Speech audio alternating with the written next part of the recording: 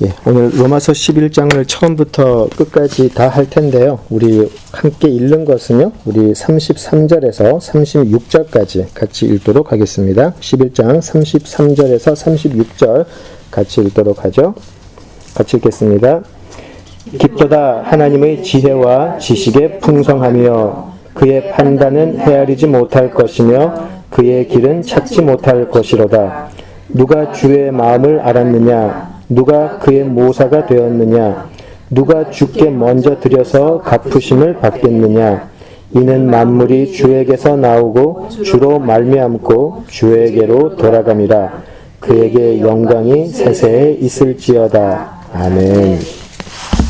네, 함께 기도하시죠. 살아계시고 참되신 아버지 하나님, 오늘도 저희들이 로마서를 공부하면서 하나님의 뜻을 발견하고 하나님의 인도하심을 따라가기를 원합니다. 오늘 로마서 11장에 담긴 아버지 하나님의 뜻을 저희들이 발견할 때 세상에 줄 수 없는 감격과 평안이 있게 하시고 이전에는 알지 못했던 하나님의 그 놀라운 열심, 하나님의 긍휼과 은혜를 우리 모두 깨달을 수 있게 하여 주시옵소서. 오직 성령께서 함께 하여 주시어서 우리들의 잠자고 있는 심령들을 깨워주시고 우리들의 심령 속에 함께 하여 주셔서 우리는 하나님의 구원의 대상이며 하나님의 긍휼의 대상이며 하나님의 사랑의 대상임을 알고 감사할 수 있게 하여 주시옵소서. 예수님 이름으로 기도드립니다. 아멘. 예, 2주 만에 뵙는데 한 달 만에 한 것 같아가지고요. 예, 이럴 때는 조금의 복습이 좀 필요하죠. 아무래도. 예, 그래서 조금 복습을 하고요. 계속 하도록 하겠습니다. 로마서 1장에서 8장까지 바울이 이 복음에 대해서 쭉 설명을 잘 하다가 9장에서 갑자기 좀 턴을 하죠. 이스라엘과 이방인들의 관계에 대해서 이제 갑자기 이야기를 하게 되는데요. 로마서 9장에서 11장은 특별히 예수를 그리스도로 알아보지 못해서 예수를 십자가에 못 박게 한 그 유대인들이 과연 구원을 받을 수 있을 것인지에 대해서 고민하는 바울의 심정이 잘 나와 있죠.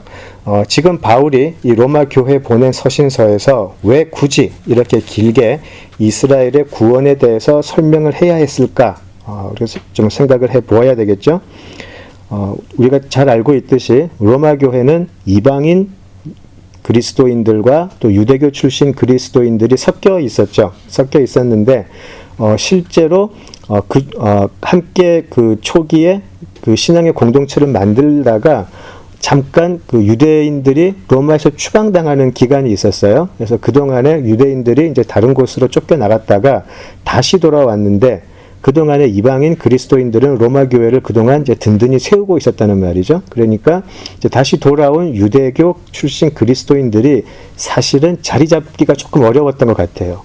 그리고 사람이 모이면 항상 있을 수밖에 없는 주도권 싸움이 이제 일어나기 시작을 하는 거죠. 그래서 이 주도권 싸움 속에서 오히려 이방인 그리스도인들이 좀 그 유대교 출신 그리스도인들을 좀 역차별을 하는 좀 그런 모습이 있었고요.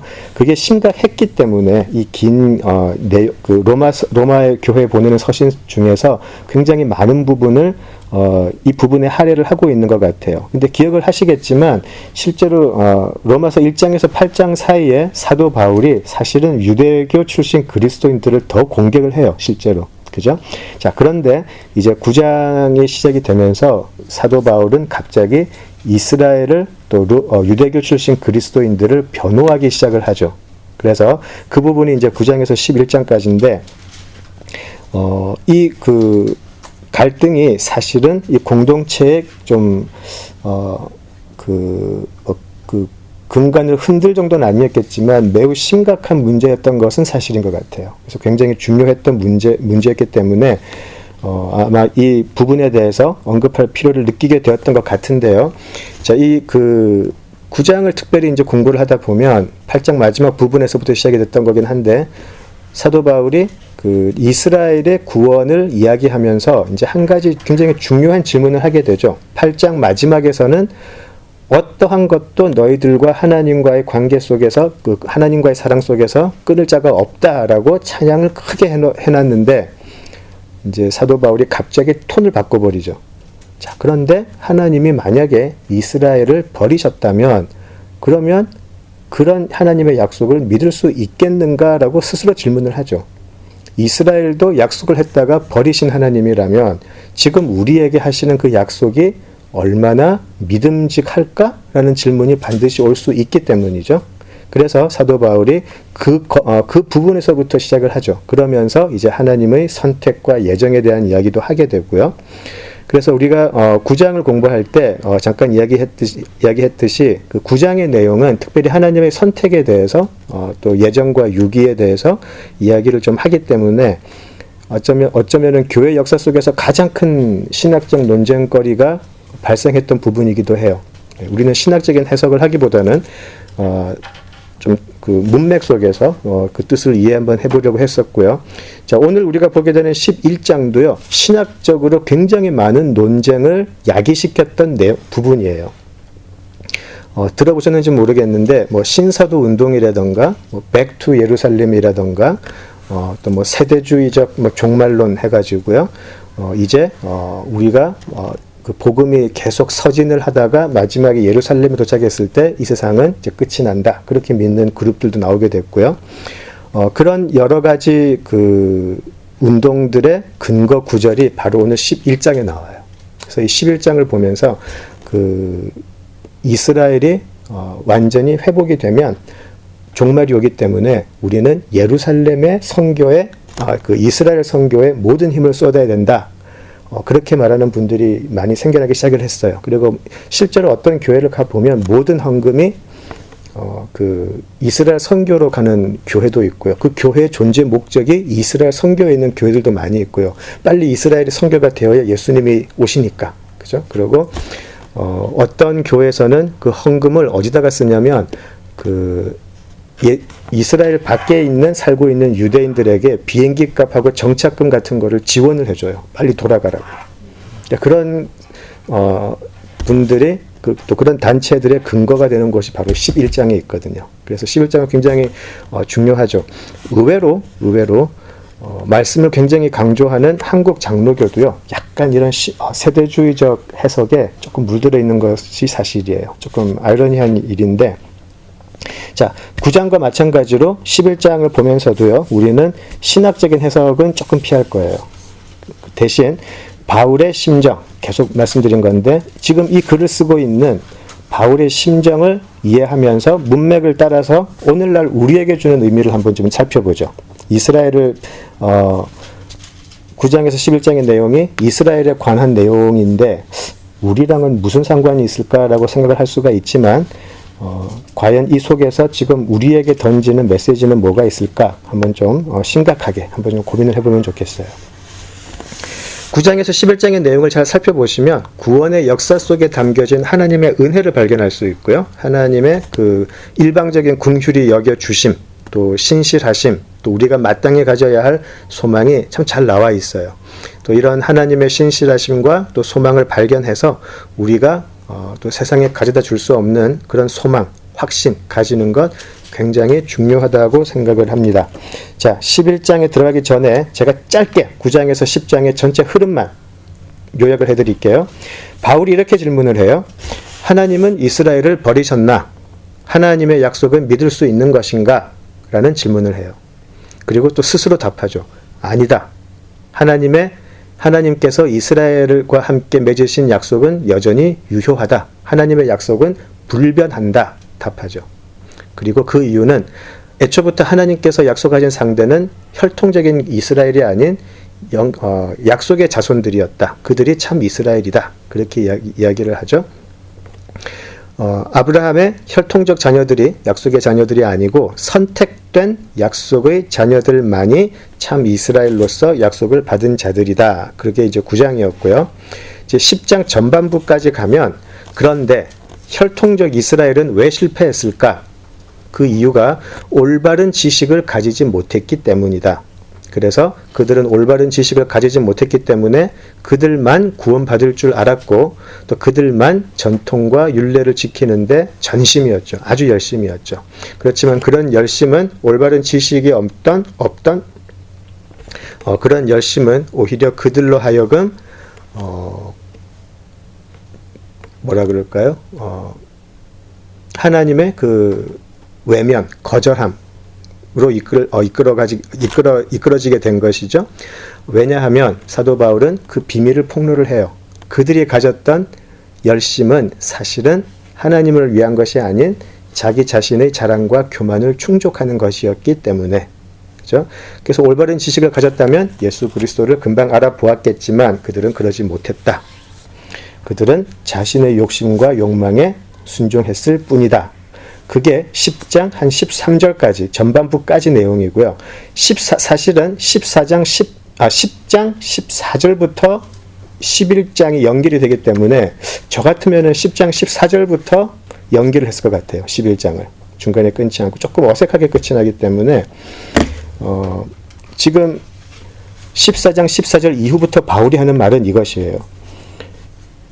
이스라엘과 또 우리들의 불순종의 역사 속에서도 하나님은 그냥 기다리고 계셨던 것만은 아니었다라는 것이죠. 이런 하나님의 올바른 지식을 가지지 못했던 사람들의 열심을 그냥 지켜만 보고 계신 건 아니었다라는 거죠. 하나님은 끊임없이 선지자들을 보내서 구원의 소식을 전하셨고요.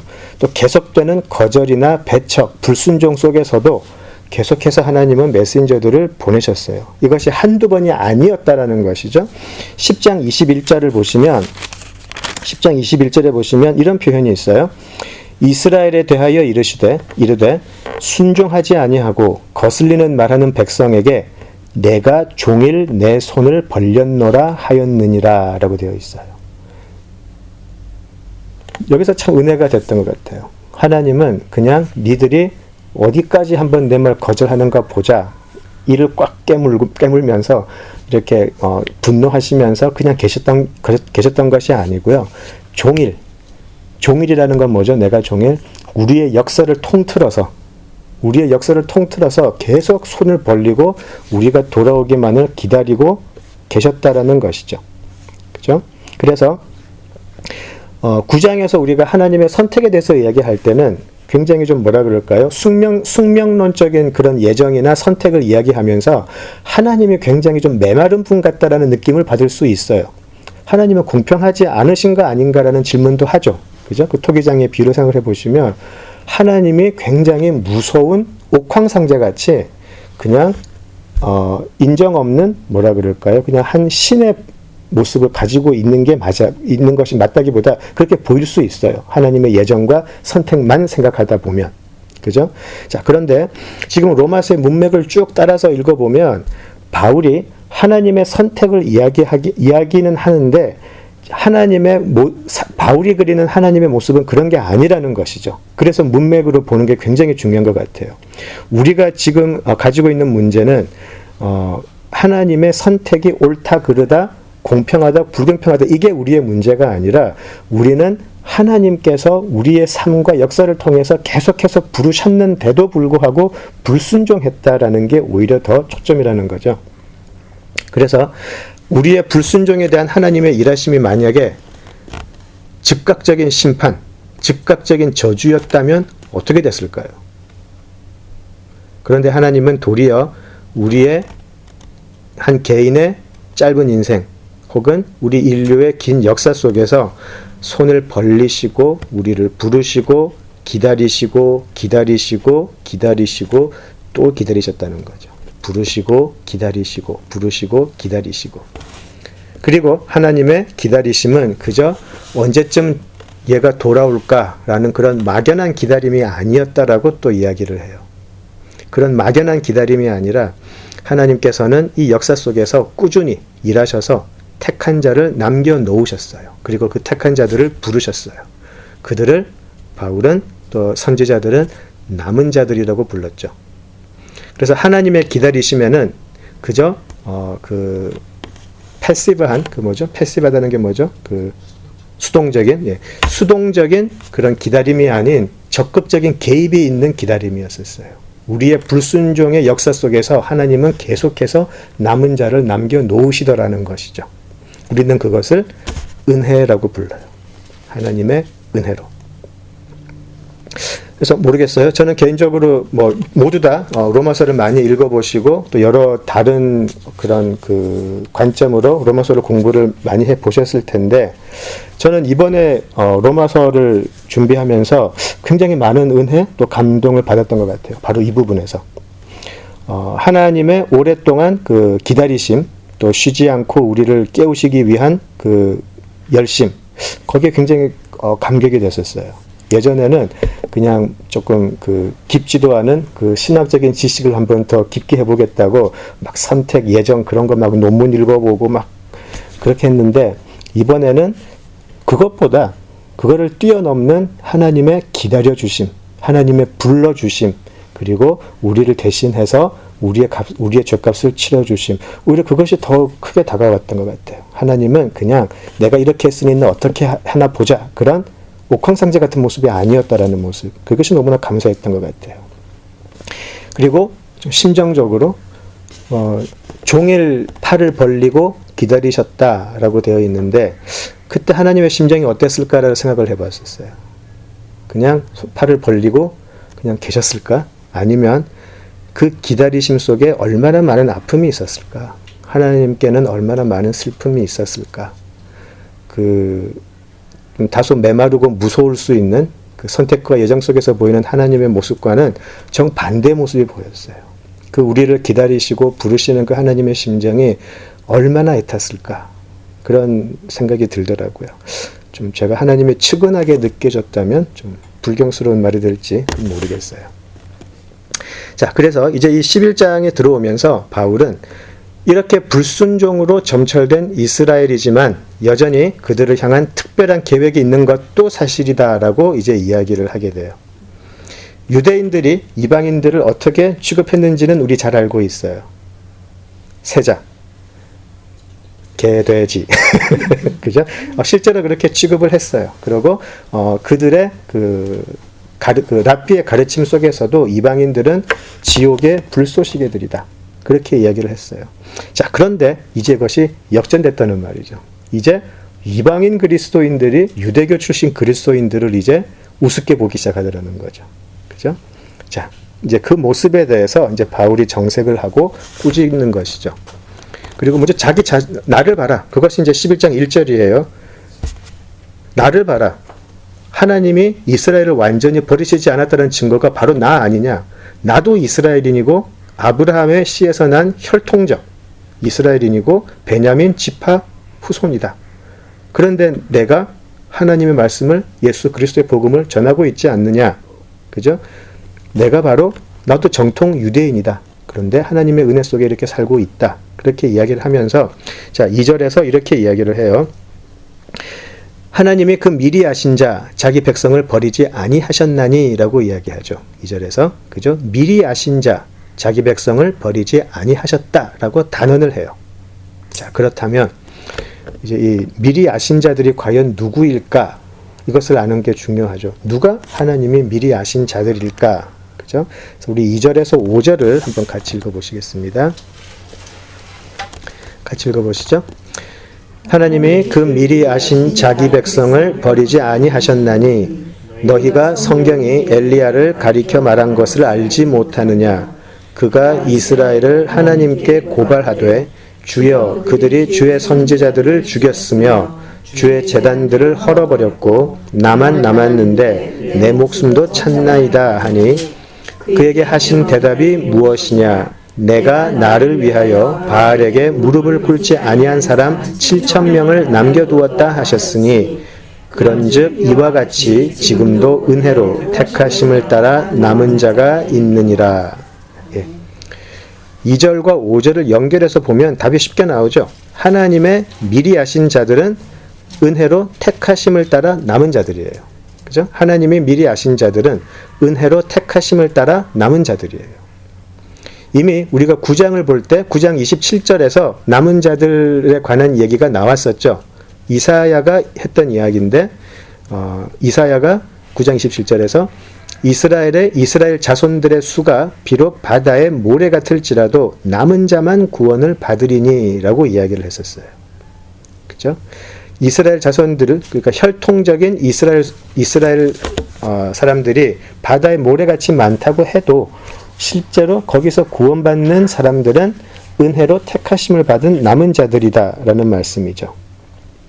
자, 그래서 이것을 잘 알고 이것을 지금 그 엘리야의 이야기를 통해서 설명을 하고 있어요. 남은 자들이 어떤 사람들인가. 그리고 이 남은 자들의 모습이 지금 우리와 같다. 또 이스라엘과 같다라고 이야기하는 것인데요. 엘리야의 이야기는 잘 아시니까 제가 뭐 다시 찾고 그러진 않을게요. 열왕기상 18장에 나와 있죠. 엘리야가 이제 그 바알과 아세라를 섬기는 선지자들 850명이죠. 800명인가? 850명인가? 하고 이제 싸우게 되는데, 하나님이 이제 그 선지자들을 다 죽이시고요. 이제 그 엘리야가 그 무너진 하나님의 제단을 다시 짓는 듯한 이제 그런 모습을 하게 되죠. 자, 그런데 지금 사도 바울이 그 초점을 맞추는 엘리야의 이야기는 엘리야가 승리하였다가 아니에요. 그 부분이 아니고 엘리야가 지금 초점을 맞추는 부분은 엘리야의 절망의 순간에 지금 초점을 맞추고 있어요.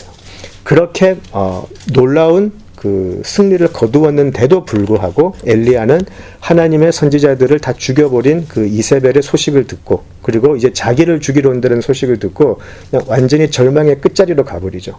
그리고 하나님 앞에 나 좀 데려가 주세요라고 이제 그 간구하기에 이르러요. 완전히 절망의 모습이죠. 아무런 소망이 보이지 않는 그런 상황이에요. 하나님의 이름이 잠깐의 승리의 그 기쁨은 지나가 버리고 하나님의 이름이 그냥 능멸돼 버린 것 같고 이제 아무런 소망이 보이지 않을 바로 그때 하나님이 엘리야에게 7,000명의 남은 자들이 있다라는 말씀을 주시죠. 그죠? 그런데 여기서 굉장히 재미있는 해석이 나와요. 이 7,000명의 남은 자들이 그들의 그 7,000명이 능력이 있고 신실해서 그들이 남은 게 아니다라고 바울이 이야기를 해요. 그들이 남은 자로 택함 받음은 오직 하나님의 은혜로운 택하심. 그죠? 아까 5절에서 보았던 하나님의 은혜로운 택하심에 있다는 거죠. 그것이 7,000명의 아이덴티티라는 거예요. 그들이 잘나서가 아니고 오직 하나님께서 그들을 택하셔서 너희들을 남은 자로 남겨두겠다. 그리고 너희들이 내 이름의 영광을 계속해서 알리고 지켜나갈 것이다. 오직 하나님의 택하심에만 있다는 것이죠. 이것이 이제 우리가 지금까지 공부했던 복음하고 바로 연결이 되는 부분이에요. 우리의 구원의 소망이 바로 여기에 있기 때문이죠. 우리의 구원의 소망이 혈통에 있지 아니하고 우리들이 얼마나 열심히 교회 일을 했는가에 있지 않고 우리가 얼마나 겸손히 깨끗하게 살았는가 여기에 있지 않고 오직 하나님의 은혜로운 택하심에 있다라는 것이 복음의 메시지잖아요. 여기에 우리 구원의 소망이 있다라는 것이죠. 그것이 또 복음의 능력이기도 하고요. 그래서 이 은혜로운 택하심이 가능한 것은 우리의 죄를 하나님 앞에서 가리워 주실 수 있는 유일한 예수의 십자가뿐이다. 그리고 부활을 통해서 우리가 새로운 생명으로 거듭나게 되었다. 예. 그것이 우리가 지난번 만났을 때 10장에서 보았던 예수를 주로 시인한다라는 뜻이죠. 그저 입으로 아무 뜻 없이 하는 게 아니고 완전히 예수의 영이 우리들의 삶에 들어와서 예수의 영을 따라 움직이는 사람들. 그래서 내 삶의 주인은 더 이상 내가 아닌 예수님입니다라고 고백할 수 있는 사람들. 그죠? 그 사람들이 바로 은혜로운 택하심을 받은 남은 자들이라는 것이죠. 복음의 능력이에요. 자, 그리고 계속해서 우리 7절에서 10절을 한번 보시겠습니다. 같이 읽어보죠. 7절에서 10절. 그런즉 어떠하냐 이스라엘이 구하는 그것을 얻지 못하고 오직 택하심을 입은 자가 얻었고 그 남은 자들은 우둔하여졌느니라. 기록된 바 하나님이 오늘까지 그들에게 혼미한 심령과 보지 못할 눈과 듣지 못할 귀를 주셨다 함과 같으니라. 또 다윗이 이르되 그들의 밥상이 올무와 덫과 거치는 것과 보응이 되게 하시옵고 그들의 눈은 흐려 보지 못하고 그들의 등은 항상 굳게 하옵소서 하였느니라. 예. 조금 애매하죠, 내용이. 그죠? 있죠. 자, 7절에서 보시듯이 이스라엘은 자신의 자랑과 또 올바르지 않은 확신 때문에 결국 그들이 원하는 구원을 받지 못했다고 해요. 오히려 우둔하여졌다라고 되어 있거든요. 눈이 있는데 흐려져서 보지 못하고 귀가 있는데 듣지 못했다. 그것이 예전 자랑하던 이스라엘이었다. 그렇게 이야기를 해요. 그죠? 택하심을 받지 못한 자들은 다 이렇게 돼버렸다는 거죠. 남은 자가 아닌 사람들은 다 그냥 그 심령이 혼미하게 되어서 못 보고 못 듣는 우둔한 사람이 되어버렸다. 그렇게 이야기를 해요. 자, 이것이 이스라엘에게만 주어진 말씀이라고 생각하지 말자라고 지난번에 말씀을 드렸어요. 바로 오늘날 교인들이라 일컫는 사람들, 또 교회라고 하는 공동체에게 주어진 말씀이라 생각하면 글쎄요, 무슨 표현이 좋을까?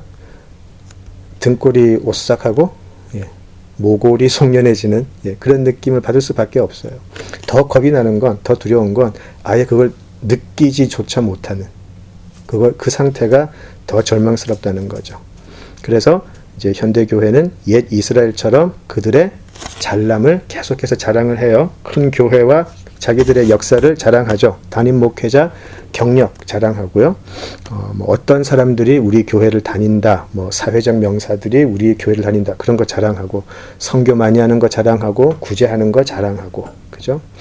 자, 그런 것들이 하나님의 은혜로운 택하심과는 아무런 상관이 없다라고 이야기를 해요. 이스라엘은 그것을 몰랐어요. 그죠? 이것이 항상 두려운 부분인 것 같아요. 과연 우리는 어떨까? 과연 우리는 어떨까? 자, 그러면 하나님의 은혜로 택하심을 받은 자들을 어떻게 알 수 있을까? 항상 제기되는 질문이죠. 하나님의 택하심을 받은 자들, 어떤 사람들일까? 예전에는 이제 한 90년대 초반부터 생겼던 일 같은데, 교회에서 그 말을 굉장히 많이 했었어요. 구원의 확신이 있으십니까? 요즘도 하기는 하는데 꼭 그것을 물어봐요. 그래서 아멘 그러면 그럼 구원 받으신 분이고, 거기서 글쎄요 그러면은 다시 또 한 6주 또 훈련 들어가죠. 이게 굉장히 처음에는 그것이 다인 줄 알았는데 이것이 사람을 굉장히 기계적으로 만들어버린 거죠. 구원에 대해서. 내가 구원의 확신이 있다고 해서 구원받는 게 아니고 내가 하나님의 은혜로 택하심을 받은 남은 자 중에 한 사람인가를 알아야 되는 것인데 어떻게 아냐는 거죠. 그죠? 그래서 구원의 확신이 있으십니까? 예, 그랬을 때 어떻게 알아요? 그러면 대답을 못 해요. 이것이 굉장히 이제 좀 헷갈리는 부분인데 저는 그렇게 생각을 해요. 예수님은 사실 우리에게 택하심을 받은 자들이 드러낼 수 있는, 표현할 수 있는, 나타낼 수 있는 굉장히 자연스러운 기준을 이미 주셨다고 생각을 해요. 그것이 예수님의 사역 속에서 드러났다고 생각을 하는데 저는 그것이 이제 개인적으로 생각을 할 때는 산상수훈에 너무 잘 나와 있다고 생각이 돼요. 제가 얼마 전에 우리 장년부 남자들이 초대교회에 대해서 잠깐 공부를 했는데 옛날 초대교회에서 항상 공동체들이 모였을 때 읽었던 부분이 바로 산상수훈이었어요. 왜 그랬을까요? 산상수훈은 그저 착하게 살아 이게 아니라 산상수훈에서 천국의 사람들의 모습이 이런 것이다라는 것을 예수님이 보여주시기 때문인 거죠. 그래서 기억이 나시겠지만 교회 안에서의 어떤 공로가 있고 어떤 일을 한다 이런 것을 떠나서 우리 잘 알고 있잖아요. 어떤 심령이 가난한 자, 그죠? 세상의 높은 것을 탐하지 않고 높은 것을 바라기보다는 항상 심령이 가난해서 하나님의 은혜가 없이는 살 수가 없는 사람들입니다라고 하는 사람들. 언제나 마음이 온유해서 그 마음이 온유하다라는 것이 우리가 이제 유교적인 그 배경 속에서 온유한 사람들은 굉장히 겸손한 사람들, 이렇게 생각하는데 그 심령이 온유한 사람들이라는 것은 완전히 파산한 사람이에요. 그래서 이 온유한 사람들이 어떤 사람들이냐면 내가 너무나 끔찍한 죄를 지은 죄인이라는 것을 알아요. 그래서 지금 이제 그것을 부인할 수 없는 그 상황 속에서 재판장의 입만 보고 있는 거예요. 과연 저 재판장이 나에게 어떤 판정을 내릴까? 나는 사형을 받아도 마땅한 사람인 건 내가 잘 알고 있는데 이제 내 운명은 저 재판장의 입에 달려 있다. 그래서 그 재판장의 입만 바라보고 있는 그 모습이 온유한 사람들이에요. 오직 나의 모든 게 저기 달려있다. 그런 마음으로 하나님을 바라보는 사람들이 온유한 사람들이에요. 유교적인 겸손한 사람들이 아니고, 또 뭐가 있죠? 화평케 하는 사람들이 있어요. 그죠? 그냥 그 피스메이커라고 하는데 그저 뭐 싸움 박질 하지 않냐고 이 정도의 그게 아니고, 공동체 안에서 하나님을 믿겠다라고 또 하나님의 법률을 율법을 지키겠다고 하는 사람들이 지금 우리가 보는 이 상황 속에서도 분명히 분열이 있잖아요. 자, 그랬을 때 어떻게 하나님의 마음으로 이 공동체를 평안하게 하고 이 공동체 속에서 자기가 희생해서 화평케 할 수 있을까를 이야기를 하는 거죠. 만약에 이것이 반대가 되어서 화평케 하는 자가 아니고 분열케 하는 자라면 좀 심각하게 생각해 봐야 돼요. 굉장히 예수님은 분명하게 이것을 주셨거든요. 의에 줄이고 목이 말라서 성령의 은혜가 아니면 늘 목마를 수밖에 없고, 늘 하나님의 말씀이 채워지지 않으면 그것이 자각이 되어서 나 요즘 너무 하나님의 말씀을 읽지 못했어. 요즘 너무 기도하지 못했어. 이것이 그저 내가 너무 게을러서 이 정도 수준이 아니고 내가 너무 살기 힘들어까지 가는 거예요. 목이 말라 죽겠는데 그래도 살만해 하는 사람은 없잖아요. 내가 지금 내 삶 속에 성령의 은혜가 느껴지지 않고 말씀을 묵상하지 않으니까 내가 죽을 것 같아까지 하는 사람들이 의에 줄이고 목이 마르는 사람들이죠. 예수님은 은혜로 택하심을 받은 남은 자들의 모습을 산상수훈을 통해서 너무 명확하게 보여주셨어요. 저는 그것으로 우리가 조금 알 수 있지 않을까 싶어요. 자, 그렇게 본다면 초대교회가 왜 그렇게 산상수훈을 예배 때마다 공동체 모임 때마다 되뇌었는지는 조금 우리가 알 수 있겠죠. 그것으로 계속해서 우리가 박해받는 이 시절에 그래도 우리는 이렇게 살 수밖에 없습니다를 서로 격려할 수밖에 없는 거죠. 우리가 이렇게 사는 것이 맞습니다 라고 하는 것이, 그죠? 계속해서 우리도 11절부터 볼게요. 자, 11장 11절부터 32절까지는요, 좀 어려워요. 굉장히 난해하고요. 이것을 어떻게 해석하느냐에 따라서 굉장히 새로운 신학이 만들어질 수도 있고요. 아까 제가 말씀을 드린 대로 굉장히 새로운 신앙의 형태를 가질 수도 있기 때문에 굉장히 조심스럽게 해석을 해야 하거든요. 그냥 한번 너무 깊게 가진 않고 제가 잘못 해석할 수가 있기 때문에 그런 부분은 제가 무리해서 해석은 하지 않으려고 그래요. 11절을 보시면 바울이 이야기하죠. 그들이 넘어지기까지 실족하였느냐? 그럴 수 없느니라. 그들이 넘어짐으로 구원이 이방인에게 이르러 이스라엘로 시기나게 함이니라. 이스라엘이 완전히 망한 게 아니다. 그들이 무너진 게 오히려 구원이 이방인으로 향하게 하는 촉진제가 되었다. 그죠? 그래서 이스라엘은 질투는 나의 힘, 그죠? 자, 질투를 나게 해서 그들도 돌아오지 않겠나? 이제 그렇게 되는 거죠. 어떻게 보세요? 이스라엘이 시기 질투심으로 돌아올까요? 다른 또 깊은 의미가 있긴 한데요. 자, 하나님의 그 섭리 속에서 이스라엘은 불순종으로 점철된 역사예요, 사실. 우리 그 출애굽 이야기만 봐도 망할 민족이죠, 사실. 그죠? 근데 이제 거기서 사실 우리 모습을 보기는 해야 되는데 이미 출애굽에서 이 사람들은 도저히 안 된다라는 게 증명이 되었죠. 그죠?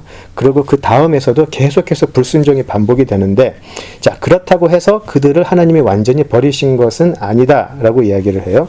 오히려 그들의 실패가 이방인들에게 구원이 들어가는 기회가 되었다. 그들이 믿지 않음으로 오히려 이방인들에게 들어가게 되었다. 그들의 실패가 오히려 이방인들에게 들어갔고, 이방인들이 이제 하나님의 그 자녀들로 거듭나게 되는 것을 보는 것이 이스라엘의 어떤 시기심을 격발시켰다. 아니면 격발시키면 좋겠다. 그렇게 이야기를 하는 거죠.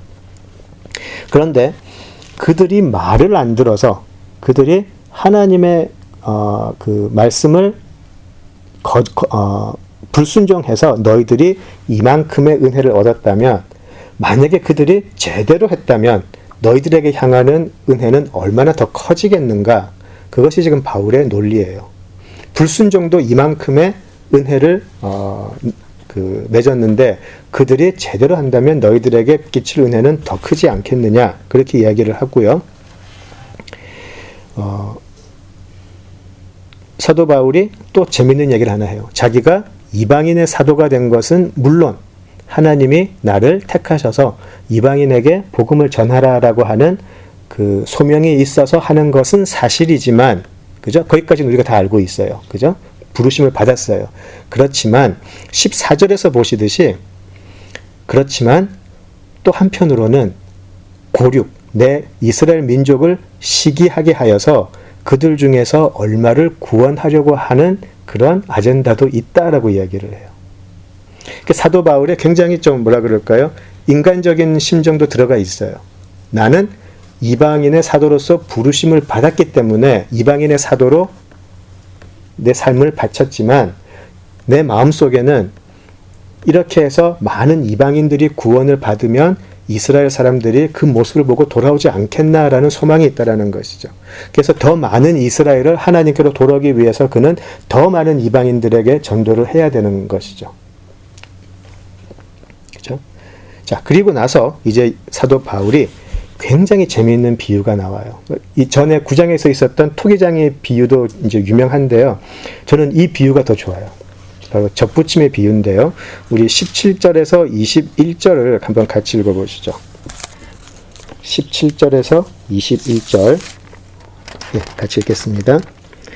또 한 가지 얼마가 꺾이었는데 돌 감람나무인 내가 그들 중에 접붙임이 되어 참 감람나무 뿌리의 진액을 함께 받는 자가 되었은즉 그 가지들을 향하여 자랑하지 말라. 자랑할지라도 내가 뿌리를 보존하는 것이 아니요 뿌리가 너를 보존하는 것이라. 그러면 내 말이 가지들이 꺾인 것은 나로 접붙임을 받게 하려 함이라 하리니 옳도다. 그들은 믿지 아니함으로 꺾이고 너는 믿음으로 섰느니라. 높은 마음을 품지 말고 도리어 두려워하라. 하나님이 원가지들도 아끼지 아니하셨은즉 너도 아끼지 아니하시리라. 그렇게 되어 있어요. 예. 지금 이 비유에는요, 굉장히 조심해서 보아야 될 부분이 하나 있거든요. 자, 지금 읽으셨듯이 특별히 20절, 21절에서 보시듯이 이 접붙임의 비유의 결론이 너희들 자랑하지 말라예요. 표면적으로는. 그렇죠? 자, 그 참 감람나무가 있는데 참 감람나무가 있고 돌 감람나무가 있어요. 그러니까 돌 감람나무는 영어로 보시면 wild olive tree라고 그래가지고 그냥 들에 그냥 아무렇게 사는, 그냥 들에 그냥 버려진 그런 감람나무고, 참 감람나무는 그 주인이 있어서 이제 케어를 받는 그 감람나무들이죠. 자, 그런데 참 감람나무의 가지를 주인이 다 꺾어버렸어요. 다 꺾어버리고 거기에 이제 밖에서 아무렇게나 자라는 야생 감람나무 가지를 거기다가 그냥 붙여버렸다는 거죠. 그죠? 자, 그렇다면 이 주인이 원래 자라고 있던 참 감람나무의 가지도 저렇게 베어버리고 밖에서 아무렇게나 자라는 그냥 그 아무 쓸모없는 돌 감람나무 가지를 갖다 붙였다면 니들 잘라내는 건 얼마나 쉽겠냐. 야생 감람나무 가지를 잘라내는 건 얼마나 쉽겠냐. 그러니까 너희들도 긴장하고 조심해라. 자랑하지 말고. 그것이 20절, 21절에 이 비유의 결론 같이 보여요. 그죠? 그죠? 자, 그런데 이제 한 가지 문제가 여기 있어요. 이 감람나무는 그 당시에 굉장히 그 지방에서 많이 재배했고 많은 사람들이 그 나무의 재배법을 알고 있었어요. 그죠? 자, 그런데 이제 문제가 하나 있는 거죠. 이 그 접붙임의 원리를 공부를 해 보면 이렇다고 그래요. 좋은 나무에다가 열매 맺지 못하는 안 좋은 나무 가지를 접붙여서 좋은 열매를 맺게 하는 게 아니고 거꾸로래요. 열매를 맺지 못하는 나무를 잘라서 좋은 감람나무 가지를 붙여서 좋은 열매를 맺게 하는 게 원래 재배법이래요. 왜 그러냐면 아무리 원래 줄기가 좋아도, 원래 나무가 좋아도, 참 감람나무가 좋아도 야생 돌 감람나무 가지를 붙여버리면 이 야생 감람나무 가지가 이 나무를 다 죽여버린대요.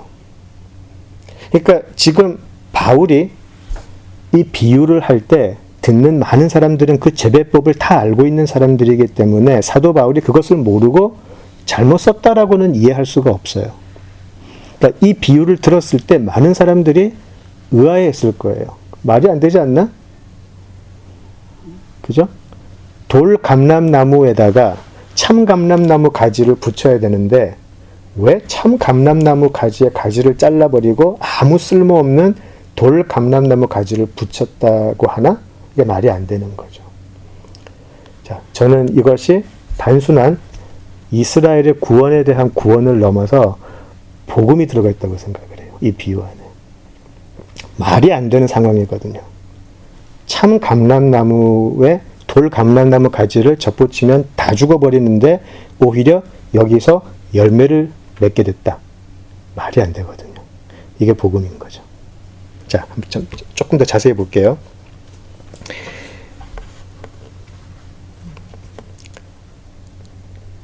돌 감람나무 가지가 참 감람나무 가지에 이제 이식이 되었어요. 접붙임이 되었어요. 그러면 그때부터 이 돌 감람나무 가지는 진액을 받아야 되죠? 그죠? 원래 있던 참 감람나무로부터 진액을 빨아서 먹어야 돼요. 근데 원래는 빨아 먹다가 다 죽어버리는데 오히려 둘 다 살더라는 거죠. 그래서 너무 좋은 열매를 맺게 되었어요. 자, 그런데 11장 23절 한번 보실까요? 11장 23절 후반부를 보시면 이렇게 이야기를 해요. 이는 그들을 접붙이실 능력이 하나님께 있습니다. 라고 이야기를 해요. 지금 자연의 법칙을 완전히 거스른 이 접붙임이 가능하게 하는 능력이 하나님께 있다라고 이야기를 해요. 이게 복음이라는 거죠. 전혀 가망이 없는 본성적으로 아무 열매를 맺을 수 없어요. 열매를 맺어도 돌 감람나무는 아주 작고 초라한 열매만 맺을 수밖에 없는데 이런 능력이 없는 가지를 가져다가 하나님의 약속의 자녀가 되도록 접붙이는 것은 모든 인간의 지식, 상식, 자연의 법칙까지도 거스른다라는 거죠. 그래서 구원은 신비이고 하나님의 능력이다. 우리가 로마서 1장에서부터 보았잖아요. 복음은 하나님의 능력이다. 그죠? 그래서 그 능력이 어떤 능력인가요? 예수 그리스도. 아까 우리가 그렇게 찬양했던 예수의 이름. 그것이 하나님의 접붙이심의 능력이라는 거죠. 예수가 이 땅에 인간의 모습으로 오셔서 십자가, 죽음, 부활을 통해서 우리를 구원해 내심이 바로 이 말이 안 되는 접붙임의 능력이 되는 것이죠. 이것이 복음이라는 거예요.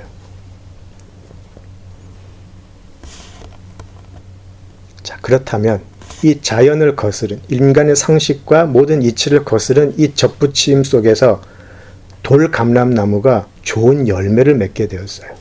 그렇다면 이 돌 감람나무 가지가 자랑할 수 있겠냐는 거죠. 오직 말도 안 되는 이 접붙임을 가능하게 하신 하나님께 찬양할 수밖에 없다라는 거죠.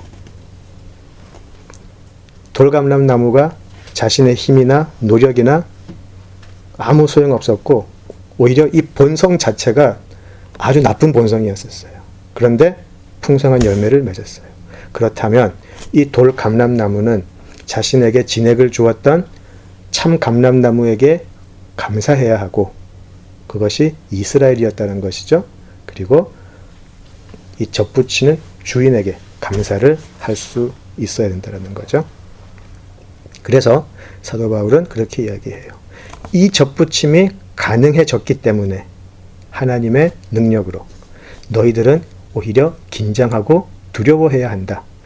원가지도 잘라내어버린 그 초월적인 권세가 접붙여진 가지를 잘라내는 일은 얼마나 쉽겠느냐. 겸손해라. 그렇게 이야기를 해요. 그래서 이방인 그리스도인들은 이스라엘도 아끼지 않고 불순종에 그냥 내어버려 두신 하나님 앞에서 자신의 구원이 우리가 잘났기 때문에 된 것이다 라고 결코 생각하지 말라는 것이죠. 그들은 날마다 두려움으로 그들의 구원의 길을 살아가야 할 의무가 있다라고 이야기해요. 우리 빌립보서로 한번 가볼게요.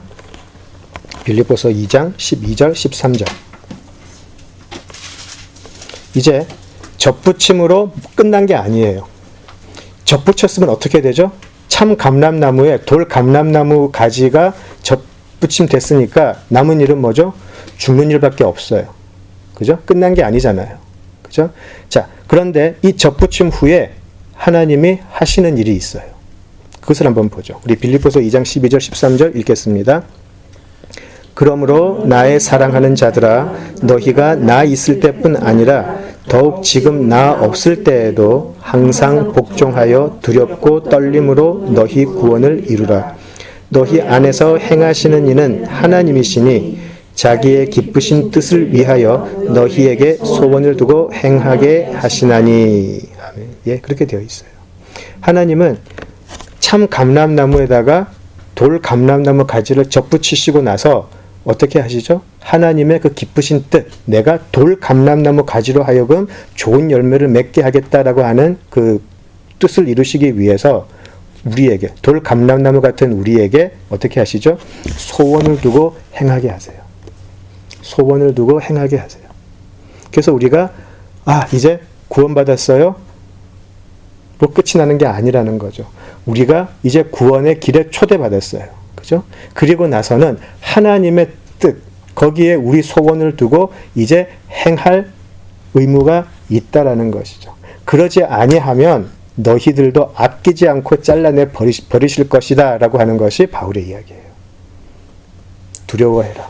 매일매일 하나님의 말씀을 순종하면서 너희의 구원을 이루라. 이것은 우리가 구원을 이룬다는 말은 우리가 좀 오해할 수 있는데 영어로는 어떻게 되어 있죠? work out이라고 되어 있을 거예요. 우리의 구원을 계속 삶에서 드러내고 계속해서 구원의 모습을 보이라는 것이죠. 산상수훈의 모습처럼 우리의 삶 속에서 예전은 세상의 높은 곳을 바라고 원하고 뛰어가던 우리가 이제 너무 가난한 심령이 되어서 이제 우리는 하나님으로 예수님만으로 충분합니다라고 말할 수 있는 사람이 되어버렸어요. 그렇게 우리가 이 인생을 살아가요. 그리고 우리가 5장이었나요? 우리의 목표가 세상의 높음이 아닌 우리의 본향을 향하게 되죠. 그래서 그 본향을 찾아가는 사람으로 변해버리더라는 것이죠. 그것이 우리가 소원을 가지고 행하게 하는 삶. 그것이 접붙임의 능력이라는 거예요. 단지 하나님이 그렇게 둘이를 하나 되게 했다라는 것이 접붙임이 아니고 이 접붙임 속에 있는 하나님의 뜻을 발견하라는 것이죠. 하나님은 반드시 이 접붙임을 통해서 돌 감람나무에서 구원의 열매를 맺어 가실 텐데 너희들이 해야 할 일은 그 소원을 깨닫고 행하라라는 것이죠. 어떠세요? 단순한 이스라엘을 향한 메시지가 아니죠. 그죠? 자, 그리고 이제 25절에서 27절을 한번 볼게요. 25절에서 27절 같이 읽겠습니다. 형제들아 너희가 스스로 지혜 있다 하면서 이 신비를 너희가 모르기를 내가 원하지 아니하노니 이 신비는 이방인의 충만한 수가 들어오기까지 이스라엘이 덜어는 우둔하게 된 것이라. 그리하여 온 이스라엘이 구원을 받으리라. 기록된 바 구원자가 시온에서 오사 야곱에게서 경건하지 않은 것을 돌이키시겠고 내가 그들의 죄를 없이 할 때에 그들에게 이루어질 내 언약이 이것이라 함과 같으니라. 굉장히 많은 논란을 야기한 부분이에요. 여기서 26절에서 온 이스라엘이 구원을 얻을 것이다 라고 단언을 하죠. 사도 바울이. 여기에 온 이스라엘은 누구일까요?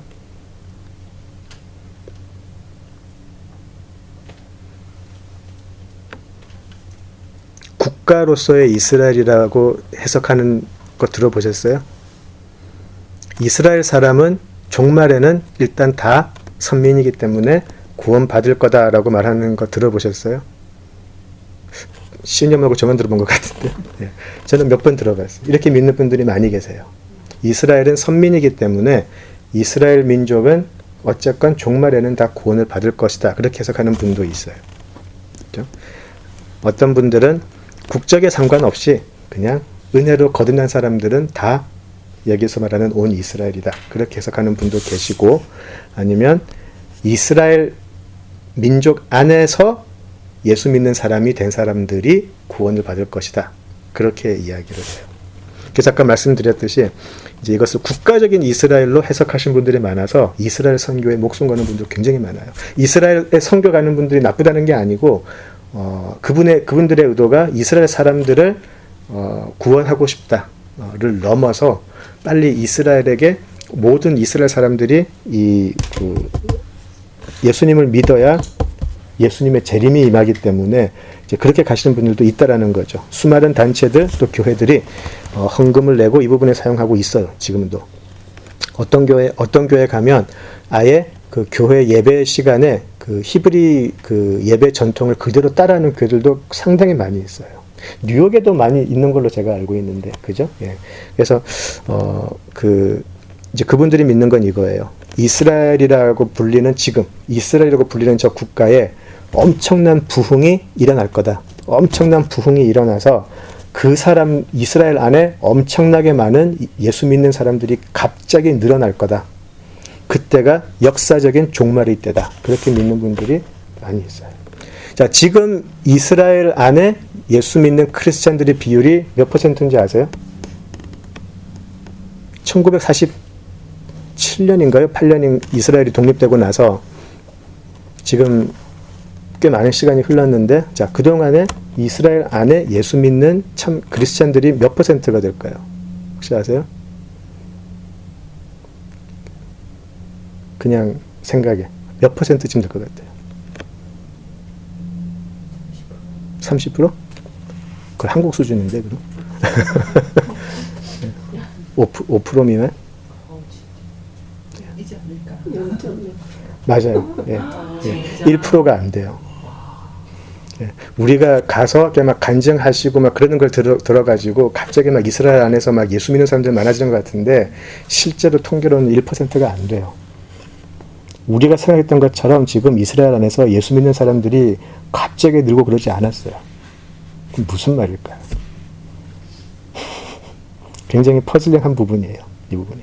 어떤 이스라엘을 말할까? 그래서 실제로 그리스도인들이 많아지는 건 사실인데 1%를 지금 겨우 넘길까 말까한 수준에 불과하다는 것이죠.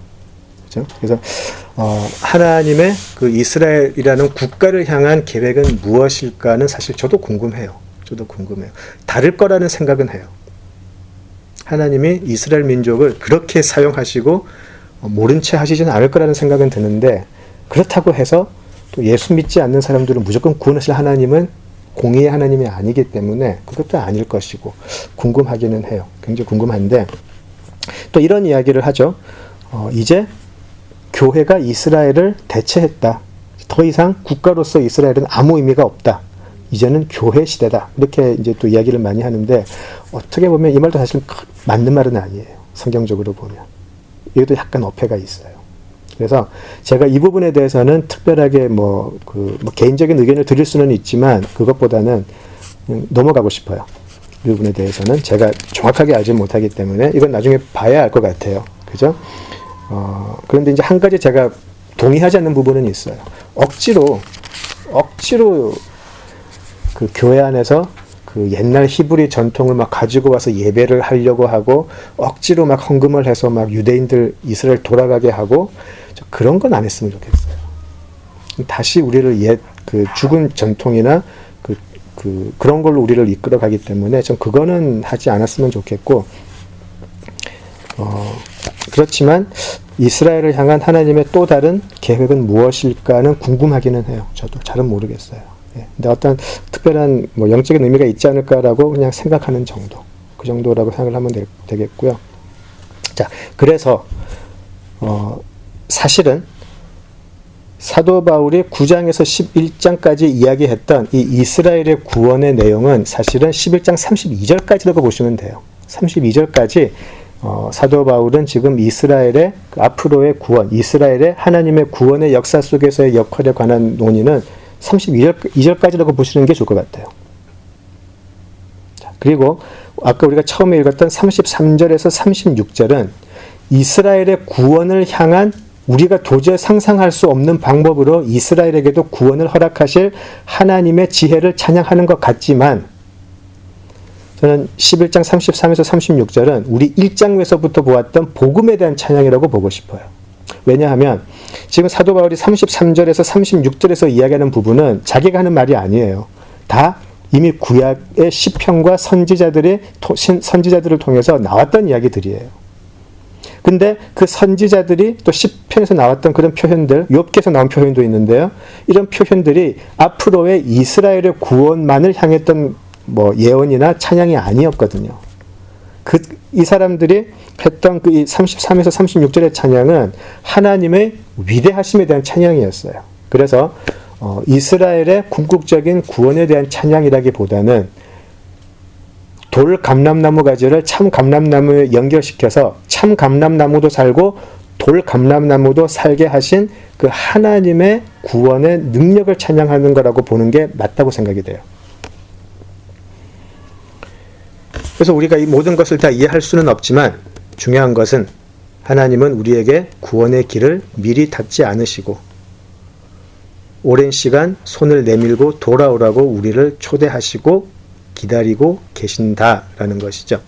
그래서 지난 모임에 그 말씀을 드렸어요. 하나님의 이 긍휼의 시간을 놓치지 않았으면 좋겠습니다라고 말씀을 드렸어요. 우리가 신앙생활을 하면 할수록 느끼는 것은 그것이죠. 하나님의 긍휼의 때, 은혜의 때가 임할 때가 분명히 있어요. 각 사람들에게 있어요. 그리고 그것이 하루 이틀 있다가 가는 게 아니고 그 사람들의 삶을 쫓아서 있겠지만 중요한 것은 그 긍휼의 때가 닫히는 때도 있더라는 것이죠. 그것이 항상 무서운 부분이에요. 그래서 우리가 늘 두려운 마음으로 떨리는 마음으로 이 구원을 이루어야 하는 것이 우리가 긍휼의 때 안에 있을 때, 긍휼의 시간 안에 있을 때 하나님의 인도하심에 순종하는 것은 정말 중요한 거라고 생각이 됩니다. 하나님이 그 기다리심, 우리가 다시 한번 생각하면 좋겠는 것은 이것이에요. 하나님이 종일 내 손을 벌려서 기다렸다라고 하실 때 그때 그 하나님이 그냥 기다리신 것이 아니고 그 하나님의 기다리심 속에 있었던 바로 하나님의 구원의 열심, 그것을 볼 수 있으면 좋겠어요. 생육신, 그죠? 인간의 몸으로 오셔서 우리가 받을 진노를 자신이 받으시고 또 우리로 하여금 죄의 굴레에서 자유하게 하셨고 그리고 부활을 통해서 더 이상 죽음의 권세가 우리를 괴롭히지 못하게 했죠. 이제 부활을 통해서 우리에게 진짜 소망이 어떤 것이 되어야 하는지를 알려주셨어요. 그죠? 그래서 우리는 그 진짜 소망, 진짜 믿음을 가지고 이제 본향을 찾아가는 나그네로 살게 되는 것이죠. 그래서 이 하나님의 역사하심, 이 하나님의 기다리심, 하나님의 우리가 찬양하는 이 복음의 능력 속에 예수 그리스도가 있어요. 예수 그리스도가 없는 접붙임은 있을 수 없다라는 거죠. 예수 그리스도가 없이는 돌 감람나무 가지는 절대로 참 감람나무에 접붙임 될 수 없고 접붙임 되었다면 예수 그리스도 없이는 다 죽을 수밖에 없어요. 하나님의 능력은 오직 예수 그리스도를 통해서 나타났는데 그 십자가와 부활이 없는 복음은 다 헛것일 뿐이다. 그것이 제일 중요한 것 같아요. 천사들도 상상하지 못했다 그러죠. 십자가와 부활의 비밀은 천사들도 상상할 수 없었어요. 어떻게 저 접붙임이 가능할 수 있을까? 천사들도 놀래서 살펴보고 싶었던 그런 비밀인데 또 하나는 우리가 이렇게 해달라고 요청한 적도 없었다라는 거예요. 우리가 우리 좀 구원해 주세요. 우리가 죽겠어요라고 한 적이 없었다라는 거예요. 근데 하나님께서 우리가 태어나기 전부터 우리를 택하시고 은혜 속에 택하시고 남은 자로 만들어 주셔서 우리로 하여금 우둔한 상태에 있지 않고 볼 수 있게 해 주셨다 라고 말씀을 하고 계세요. 그래서 너무 그것이 감사해서 지금 33절에서 36절의 찬양이 나올 수밖에 없어요. 너무 감사해서. 우리는 모르고 살다가 모름 속에서 죽을 수밖에 없었는데 하나님은 우리가 태어나기 전부터 우리를 은혜 속에 택하시고 이렇게 구원의 길로 이끌어 주셨네요. 감사합니다. 감사합니다. 그렇게 찬양하는 것이죠. 자, 그래서 우리 12장 가기 전에 이제 오늘 우리 마치면서 33절에서 36절 감사함으로 읽고 마치도록 하겠습니다. 33절에서 36절 다시 한번 같이 읽어보십니다. 깊도다 하나님의 지혜와 지식의 풍성하며 그의 판단은 헤아리지 못할 것이며 그의 길은 찾지 못할 것이로다. 누가 주의 마음을 알았느냐? 누가 그의 모사가 되었느냐? 누가 주께 먼저 드려서 갚으심을 받겠느냐?